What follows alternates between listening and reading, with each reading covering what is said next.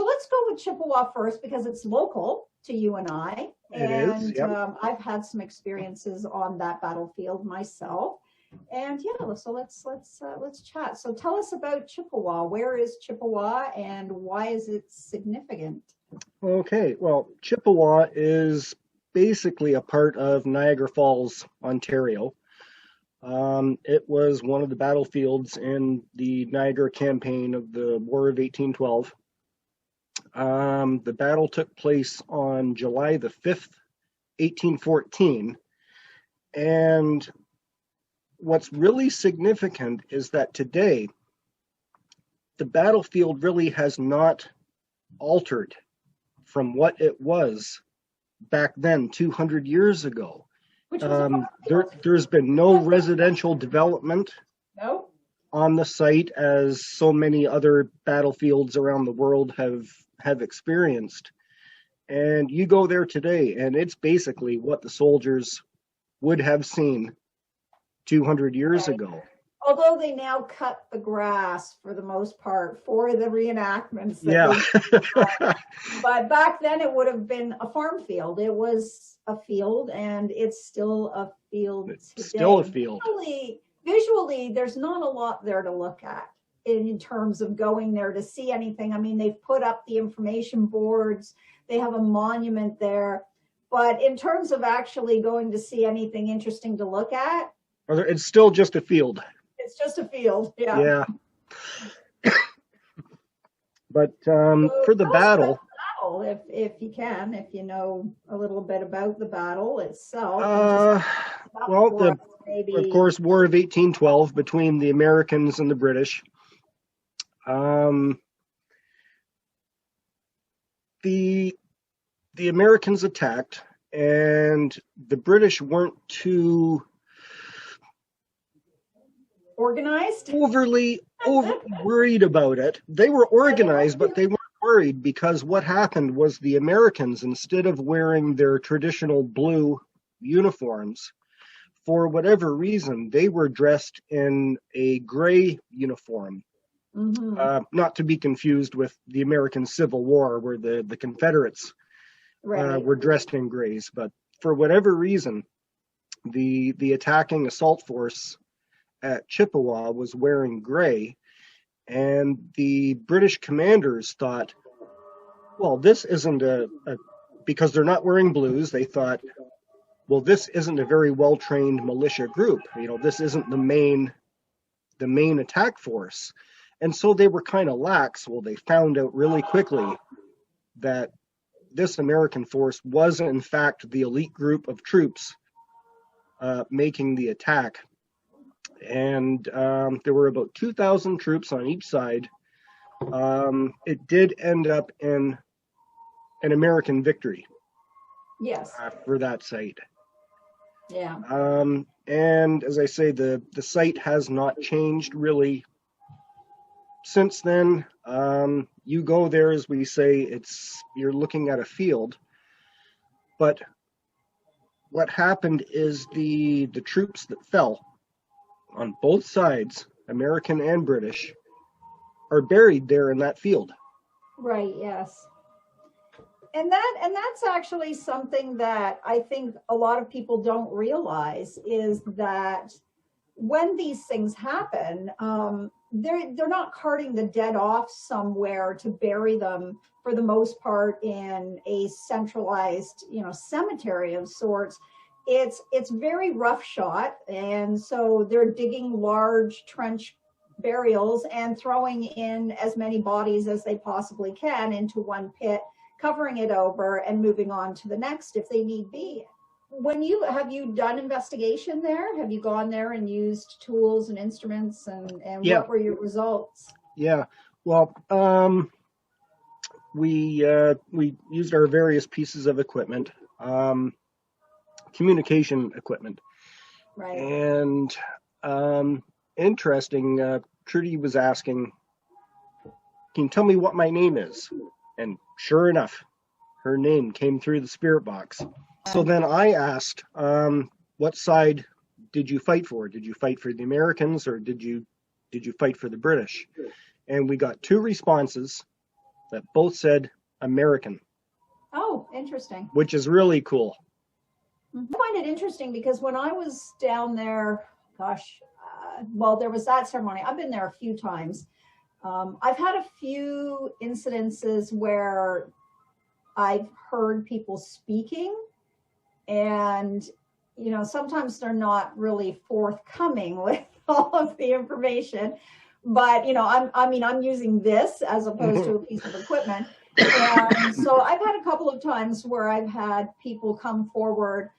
I've felt certain things, like I felt like I was shot. I could feel where I was shot sometimes. And one of them that I remember quite vividly was being shot in the lower back on my right-hand side, which I found interesting because that means that soldier was moving away from the other soldiers.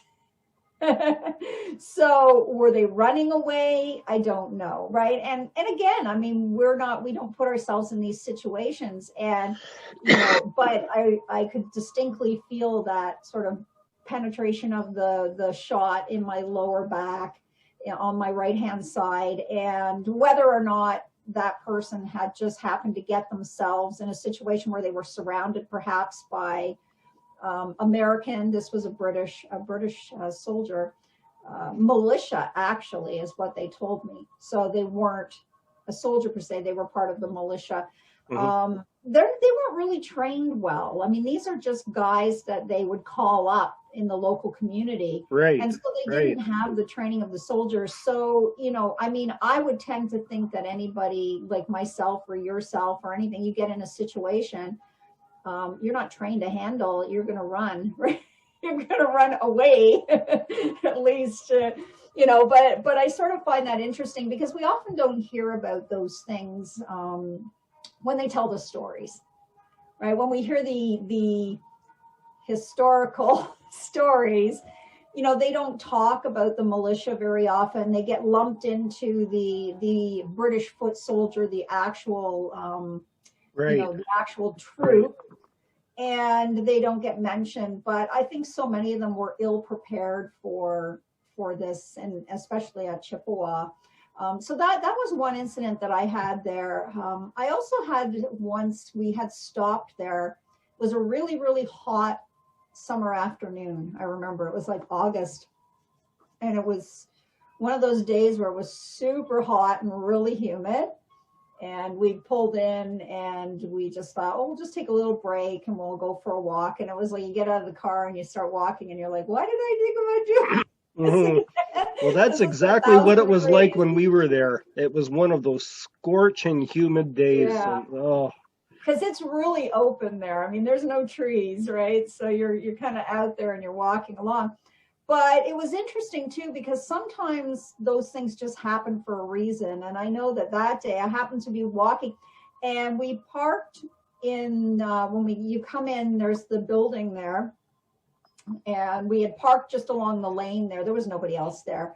And we walked across and we were walked over to the monument at that point. And it was like the hottest day and there was no breeze that day. It was just so hot. And of course, I love to wear black. So I'm probably where I was wearing black that day because I usually join the club, yeah. Yeah, and and I'm walking across and I'm sweating. It's like beads of sweat, and it's not exactly like it's a far walk. What is it, like a minute from the path to the monument? Oh yeah, I'm pouring sweat at this point. It's so hot, and I'm thinking, what are we doing? And I remember all of a sudden, as I started to get towards the monument, this breeze just kicked in. It was like all of a sudden, whoosh, and it flew by me. And then I started hearing things. And this is the weirdest thing, because when I start to get stuff, it often comes on the wind or on a breeze that even on a day where it's non-existent, it'll just appear and it'll come by. So I remember hearing a number of voices and just sort of overall chaos, and then it disappeared. It was just like I heard it, it passed me as if I walked through it. I was walking through something, but no sooner did I walk through it did it just dissipate again. And of course I'm standing there going, well, that was freaky, because it was kind of cold and I could feel this breeze, but I was pouring sweat because it was 1,000,000 degrees outside, right? And, you know, and I mean, I know that I'm always looking for an explanation for those kinds of things, but there just, you know, that day there just didn't appear to be anything that I could possibly, and I don't have any, you know, I haven't experienced the battle there. I wasn't in the battle. I don't know a lot about it, but it was sort of like that window, as if you were to walk through, let's say, a movie set for a second. You know, you're just kind of moving through, and then suddenly there's nothing. It's just back to the field again. So there's definitely energy held, you know, retained in the earth when these kinds of situations and events happen. I mean, I think that everything that's there, the trees, the earth, rocks, all of that retain that vibration and residual energy. Yeah, the residual energy, and it can remain for forever, or hundreds of years anyways, or unless the landscape has been altered drastically. And even then, sometimes you might still have some retention of it. But I find Chippewa one of those places where, you know, I can walk through and I still feel kind of that reverberation. Now, when you're that close to the road there, because we think about it now, there's a roadway there, and there's a parking lot, and there's, you know, a path, and there's all these things. And the battle did take place a little further back in the field, and it wasn't quite up against the river there. But I mean, all those things didn't exist then. There was no roadway then. There was nothing, right? And I mean, it's still pretty close to the river there. I mean, you're literally just crossing the river's right there. The river's right there. So, you know, I feel like there would have been, you know, the battle itself, I feel, was further away from the edge of the river. And I know that when they do the reenactment, they do go further back out into the field. There is a tree line sort of further away in the back, the distance there. And I think that is likely more where